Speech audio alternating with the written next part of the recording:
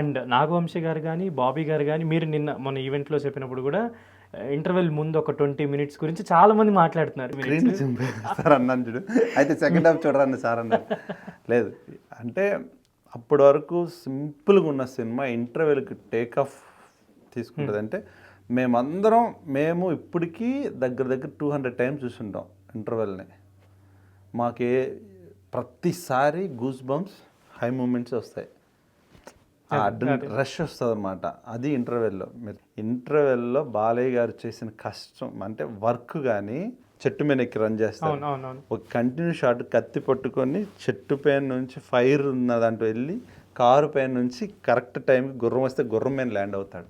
నాకు అంటే ఇమాజిన్ చేసుకుంటేనే చాలా కష్టం. వేరే అంటే నీకు ఒక కార్ ఫుల్ ఫైర్ అవుతుంది, కారులో డ్రైవ్ చేస్తారు, కార్ ఫుల్ ఫైర్ అవుతుంది, కార్ ఇంజిన్కి ఏదైనా ఫైర్ అయితే ఏమవుతుంది, కార్ ఫుల్ ఫైరు, ఎదుటి 10 మంది ఫైరు, సార్ రన్ చేసుకుంటారు, మీరు ఫస్ట్ చూసారు కదా. సో ఫైర్లో ఆయన నడుపుతూనే ఉండాలి ఆ కార్ని. దానికి ముందు వీళ్ళ టైమింగ్ సెట్ చేసుకోవాలి. ఇవన్నీ ఈజీ కాదు. నేను సీజీ చేసి వేరే వాళ్ళని పెట్టుకునే, కానీ ఆయన చేశారు, సార్ చేశారు. వీళ్ళు అంటే బాలకృష్ణ గారు నాకు బాబీ గారు చెప్తున్నప్పుడు అనిపించింది, వర్షం పడుతున్నా ఆయన కన్ను రెప్పయ్యారు, అది ఎంత మంట ఫైర్ ఉన్నా కానీ మంటేరు, ఎడారిలో శాండ్ వస్తున్నా కానీ ఆయన ఏంటి అంటే అంత యాక్షన్ పరంగా ఎందుకు అంత ఇన్వాల్వ్ అయ్యి చేస్తుంటారు. ఇప్పుడు శాండ్ ఎంత వేస్తామా, షార్ట్ కోసం కళ్ళు అలాగే ఉంటాయి, కళ్ళలోకి శాండ్ వెళ్తున్నా కళ్ళు అలాగే ఉంటాయి, ఫైర్ వెళ్తున్నా అలాగే ఉంటాయి.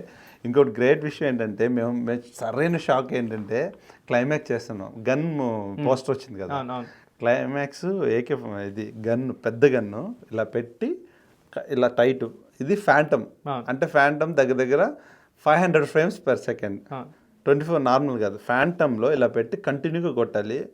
టప్ ఒక 10 బుల్లెట్ కొట్టాడు, టప్ టప్ టప్ టప్ టప్ టప్ అని కొట్టాడు, బ్లాస్ట్లు అవుతుంటాయి. ఇప్పుడు సౌండ్ టమ్ అని వస్తుంది, ఇక్కడ వస్తుంది, కన్ను మనం ఎవరైనా మోస్తారు కన్ను, కానీ అలా పెట్టి ఫట్ ఫట్ కొడుతుంటే టపటం షార్ట్ అయిపోయింది.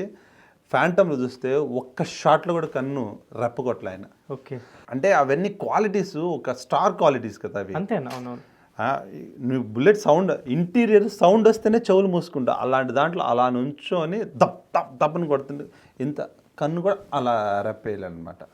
అండ్ ఇప్పుడు ఈ డాకు మహారాజ్ గెటప్ చూసుకుంటే ఇలా కొంచెం ఫోల్డ్ చేసి ఇదంతా ఉంది కదా, మీకు అక్కడ షూట్ చేసినప్పుడు లైక్ గుర్రం మీద బాలకృష్ణ గారు వస్తున్నారు, మీరేంటంటే కెమెరా మీరంతా వర్క్లో ఉంటారు, ఆ ఇదిలో చూసినప్పుడు ఎలా అనిపిస్తుంది అన్న మీకు బాలకృష్ణ గారిని? అంటే ఈ సినిమాలో ఆయన గుర్రం పైన వచ్చి వెనకాలంతా అది లెగుస్తూ వస్తుంటే ప్రతి మూమెంట్ కూడా నా క్లాప్ మూమెంట్. నేనే ఎప్పుడు నాలో ఉన్న క్వాలిటీ ఏంటంటే నేను అన్ని డౌట్లో ఉంటా. ఓకే ఇది కానీ ఆయన ఒక్కసారి గుర్రం గెలప్ కొట్టి వైట్ షర్ట్ చూడంగానే ఇవన్నీ ఎగురుతుంటే చూస్తాం, మాకే ఒక చిన్న మళ్ళీ క్లాప్స్ కొట్టుకునేవాళ్ళం. అంటే ప్రతిరోజు ఏంటంటే సారు గుర్రం మీద ఎక్కి వర్క్ చేస్తున్న రోజులు మేము సాయంత్రానికి హ్యాపీగా ఇంటికి వెళ్ళేవాళ్ళం, అంత బాగా చేసేవాడు. అంటే ఇప్పుడు ఆన్ సెట్లో మీకు బాలకృష్ణ గారు, బాబీ గారు మీరంతా ఒక టీం వర్క్ చేసినప్పుడు చాలా ఫన్నీ మూమెంట్స్ కూడా బాగుంటాయి. క్రికెట్ ఆడుకున్నారు ఓటీ ప్లేస్లో, అంటే ఎలా ఉండేది మొత్తం సెట్లో జోవియల్గా కానీ?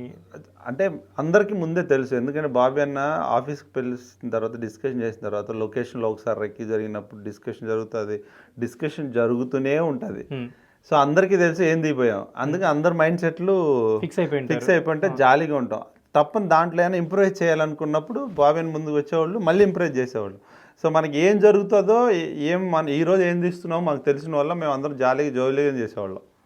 నీకు చెప్తున్నా కదా 17 minutes ఎపిసోడ్, దగ్గర అరౌండ్ 17 minutes ఉంటుంది ఆ ఎపిసోడ్లో. అనిమల్ ఇది ఒక డాక్ వరల్డ్ కానీ ఒక కొత్త విజన్ చూస్తారు, ఒక కొత్త స్క్రీన్లో కొత్త ప్రజెంటేషన్ చూస్తారు. బికాస్ ఆఫ్ విజయ్ గారు కొత్త ప్రజెంటేషన్ చూస్తారు, కొత్త బాలకృష్ణ గారిని చూస్తారు.